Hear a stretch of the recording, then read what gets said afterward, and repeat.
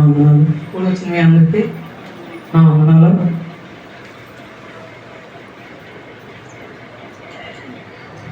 మాది నాచుకుంటుంది. నేను ఇక్కడ అమ్మమ్మ వాళ్ళ ఇంటికి చిన్నప్పటి నుంచి వచ్చాను. ఇక్కడ అమ్మమ్మ మా మేనమామ దగ్గర ఉన్నాను చిన్నప్పటి నుంచి. మా అమ్మగారు ఉండగానే పాత్రను తీసుకున్నానండి. 9 సంవత్సరాలు అవుతుంది. చిన్నప్పటి నుంచి దేవుల్లో ఉన్నానండి. చిన్నప్పటి నుంచి కవతం చేసుకుంటేనే ఏంటంటే ఉండేవానండి. కవతమే చిన్నప్పటి నుంచి చదువుకోలేదు. చిన్నప్పటి నుంచి కవతం చేత కళ్ళుగా తెలుగు ఉండేవానండి.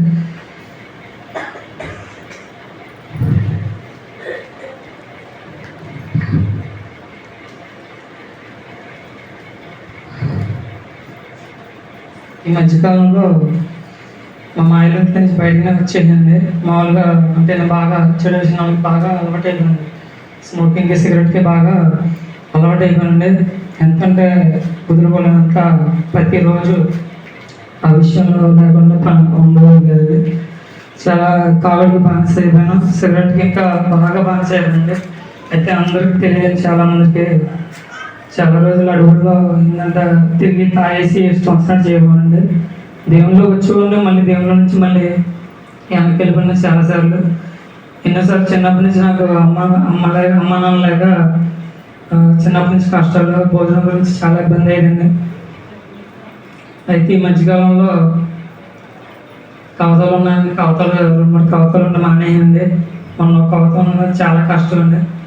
చాలా భోజనం బాగుండేది కదండి. ఆ భోజనం తినలేకపోయింది. మా ఇంట్లోంచి బయటకు వచ్చాక సరైన భోజనం ఉండేది కదండి.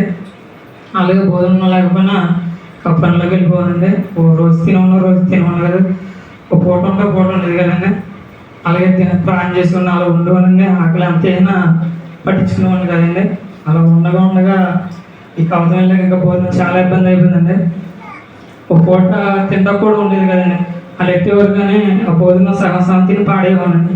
పొద్దున్న 2కి వెళ్ళి సాయంత్రం 7 దాకా పని చేయాలని కవతాము.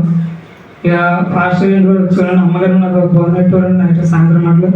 అలా అయితే భోజనం తిని ఉండండి. లేదంటే ఆ భోజనం కూడా ఉండేది కదండి. ఎంతో ఆకలితో చాలా ఇబ్బంది పడితే మరి కవతం తప్పదని అలా వెళ్ళి ఉండండి.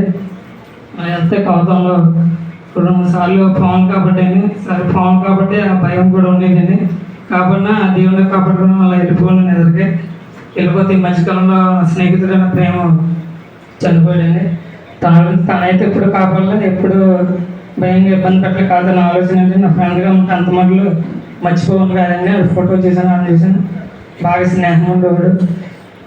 కొద్దిగా ఆదురు ఉందండి. ఆదురు కాకుండా ఈ మధ్యకాలంలో బాగా చెడిపోవడం వల్ల ఇంటికి బతుకు చనిపోదాం మా ఇంట్లో కూడా ఇబ్బంది, చాలా మందిని ఇబ్బంది పెట్టినట్టుగా ఉండేదండి. సరిగ్గా ఉండేవాడిని కదా. ఇష్టం వచ్చినట్టు తాగే ఇష్టం వచ్చినట్టు చేయమనండి. ఒక 3 సంవత్సరాల నుంచి బయట ఉన్నాను కదండి. ఒక్క రూపాయి కూడా సంపాదించలేదు, ఆగలేదండి. అలా ఇష్టం వచ్చినట్టు తిరిగాను. నా జీవితం మీద నాకే వ్యక్తి పుట్టిందండి. ఈ బతికే కన్నా రోజు ఆకలితో చచ్చే కన్నా ఈ బతికే కన్నా చచ్చిపోదాం, ఒకసారి చచ్చిపోదాం బాగుంది. ఎందుకంటే చాలాసార్లు ప్రయత్నించాను కానీ నా వల్ల అవ్వలేదండి. సరే ఇందాక వద్దు దూరంగా చనిపోదాం. ఎందుకంటే చనిపోతాం మన వాళ్ళకి ఎవరికైనా ఇబ్బంది అని దూరంగా చనిపోదాం అనుకున్న హైదరాబాద్ కానీ లేదంటే ఏదైనా కాకినాడ కానీ వెళ్ళిపోయి దూరంగా చనిపోదాం అనుకున్నాండి. అందుకనే ప్రయాణం చేసి నడుచుకుంటూ వెళ్ళిపోయానండి. సేపురోడ్ దాకా నడుచుకుంటూ వెళ్ళాను. సేపురోడ్ నుంచి బస్సుకి ఏలూరు వెళ్ళానండి. ఏలూరు నుంచి హైదరాబాద్ వెళ్దాం అనుకున్నాండి. హైదరాబాద్ డబ్బులు చాలుగా సరే ఖమ్మం నుంచి అక్కడ హైదరాబాద్ ఇంకా దగ్గర కదా అనుకుని వెళ్ళిపోయానండి. ఖమ్మం వెళ్ళాక హైదరాబాద్ వెళ్ళడానికి డబ్బులు కూడా చాలా అవకాశం లేక ఆగిపోయానండి. అక్కడ రైల్వే స్టేషన్లో 2 రోజులు ఉన్నాయండి ఖమ్మంలో. అప్పటికే నా పరిస్థితి చనిపోతుంది, ఇంకా దగ్గరగా ఉంది. రైల్వే ట్రాక్ నైట్ ఉన్నాయండి. రైల్వే ట్రాక్ మీద దూకే లేదంటే ఇల్లు చనిపో ఎక్కడికి వచ్చావు కానీ మనసులో చాలాసార్లు అనిపించింది. 2 రోజులు ఉన్నాను రైల్వే టీంలో. భోజనం కూడా సరిగ్గా లేదండి. సమయంలో డబ్బులు లేవు. వాళ్ళ ఫ్రెండ్స్ ఫోన్ చేసేవాళ్ళు, నన్ను డబ్బులు అడిగినా అలా అడగాలంగా తీసుకునేవారండి. సరదాగా అన్నారు అనుకునేవారండి. పరిస్థితులు చాలా ఇబ్బంది అయిపోయిందండి. చనిపోదాం ఉన్న పరిస్థితుల్లో ఇంకా అలా చూస్తుందండి. ఒక పక్కన చనిపోదాం ఉంది, ఒక పక్కనేమో బతకాలని ఉందండి. ఏం చేయాలి తెలియలేదు. ఒక పక్కన ప్రాణం చేసుకుంటున్నాను, బాధపడుతున్నాను దేవునికి. కానీ చనిపోదాం అంత దగ్గరికి వెళ్ళిన దేవుడు నన్ను వెనక్కి రప్పించాడండి. సరే ఇదంతలో ఉండగా ఆశీ నాకు ఫోన్ చేయడండి. ఫోన్ చేస్తే సరే నాన్నగారిని ఒకసారి మాట్లాడదాం అనిపించింది. ఆశీ ఫోన్ చేయగానే నాన్నగారికి ఇచ్చి నాన్నగారితో ఇలా చెప్పానండి, ఇలా దూరంగా వెళ్ళిపోయానండి, ఎక్కడికి వెళ్ళిపోయాను, పరిస్థితి ఏం బాగాలేదండి అంటే, నువ్వేం కంగారు పడుకోవాలి, ఏం పిచ్చి పిచ్చి పనులు చేయకు, నేను చెప్తాను ఖమ్మంలో మన బాబు నాన్నగారు ఫోన్ చేసి నేను చెప్తాను, నువ్వు ఇంటికి వెళ్ళిపోకమ్మా, చేరిపోయి నువ్వు అక్కడే ఉన్నానండి. సరే నన్ను ఆలోచన మార్చిన ఉన్నాను ఉంటే డానియా గారు వస్తారన్నారండి. డానియా గారు రాలేదండి. రాలేదు. సాయంత్రం 4 అయిపోతుంది, భోజనం లేదు, ఏం లేదు, కానీ మంచి నేను కూడా కాలేదండి.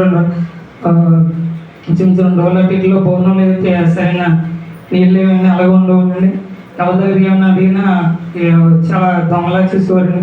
కానీ ఫోన్ చేసుకుంటారని ఫోన్ అడిగినా ఎవరు ఇచ్చేవారు కదండి. 2 రోజులు అలా రైల్వే స్టేషన్లో ఉన్నానండి. ఉంటే సరే ఆదివారం వస్తానన్నారని చూస్తున్నాను. 4 దాకా రాలేదండి డానియా గారు.